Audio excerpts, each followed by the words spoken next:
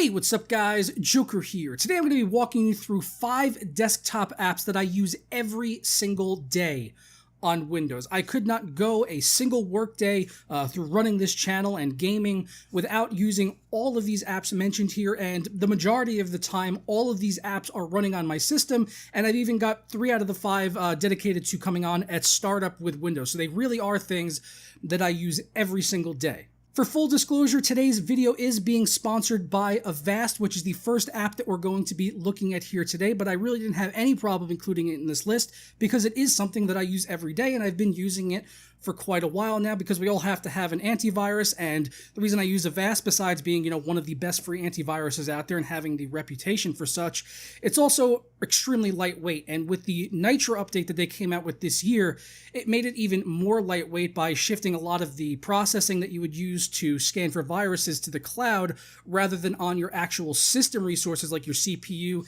and your memory, which is really important to me personally as a gamer and someone who is benchmarking different hardware constantly, and I don't want to have something running in the background that's going to be chewing up my system and, possibly impacting the tests that I'm delivering to you guys here on the channel. So I just went ahead and ran Task Manager while I ran through a few tests to see how much of my system Avast would actually be using up for its, live active scans as I was doing other things like gaming, downloading, or running an actual system scan within Avast itself. So I ran the system scan and I only saw the CPU bump up to about 0.1%, and on the memory I was below 30 megabytes the entire time, and those numbers stayed consistent through all of the tests. They didn't change at all. It was always about 0 to 0.1% on the CPU and about 22 to 25 megabytes usually on the system memory, whether I was running a full system scan, gaming, or even downloading a Linux distro via torrent. So extremely lightweight, lived up to my expectations and even actually beyond them. I didn't expect it to go 0% CPU, but yeah, that was actually lower than I had thought that it would be. And if you want to download Avast, it's extremely simple. Just head on over to their website. It supports older operating systems as well as Windows 10. Obviously, I'm using the Windows 10 version, and I will go ahead and link to that down in the description below. The next app that I want to show you guys is Push, spelled P-U-U-S-H, which is probably one of my favorite desktop apps of all time. I use this thing probably 50 times a day. You could ask any of my friends on TeamSpeak or anything like that. Anytime I'm sending them links on TeamSpeak or Skype, it's always Push links, and as a result, they're pretty much all using it now as well because they saw the value in using this. It is completely free. Basically what it is it's a snipping tool. So you download this, you run it in the background on your PC, and if you ever want to take a screenshot and share it with a friend or save it to your system, all you got to do is press Control-Shift-4, and then it gives you a little crosshair on your screen, and then you can go ahead and highlight whatever you want, and then it goes ahead and instantly takes that and it saves it to your clipboard. So if I just Control-V right there, it just instantly takes you right to that image, and if you set it in the settings, you can actually have it save to your system too. So you do have to make a setting for that, and it'll save it to a folder on your system. So this is, like I said, something I use all the time, like every single day, multiple times a day. And the next one I want to show you is Start is Back, where you can get a free 30-day trial over on their website. This is something I've been using since Windows 8 came out, and if you're not a fan of the Start menu, the way that they implemented it in Windows 8 or in Windows 10, this is something I highly recommend. There's a lot of other things out there that, try to be like this, like Classic Shell and stuff like that.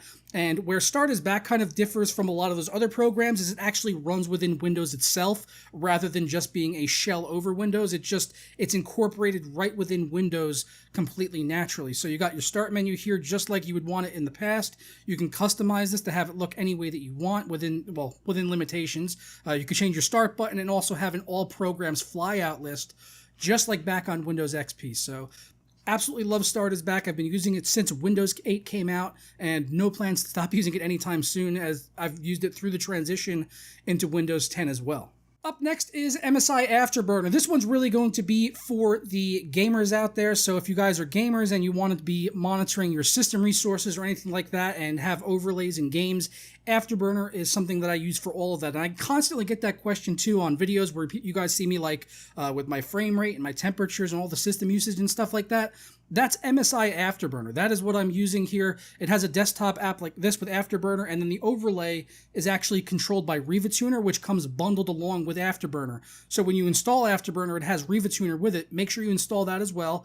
And then you can go ahead and customize things like the overlay. And if you want to get custom fonts and colors and all that, you can do that in here too. By default, it's kind of a really small purple font, which is a little difficult to read. If you want to change that, you just have to set it to the raster 3D option in here. And then you could set the font to whatever you want. As you can see, I'm using Seago UI Bold with a PC Master Race yellow because PC Master Race. So yeah, that's what I use to monitor all of my system temps and frame rates and frame times while I'm actually in games. So if you're ever curious about that, link will be down in the description below. And lastly, before we get out of here, is my desktop music app of choice, which is Fubar. No, not Fubar, Foobar. It's really great. I believe it's open source entirely, so you can go ahead and get like extensions and mods for it and stuff like that.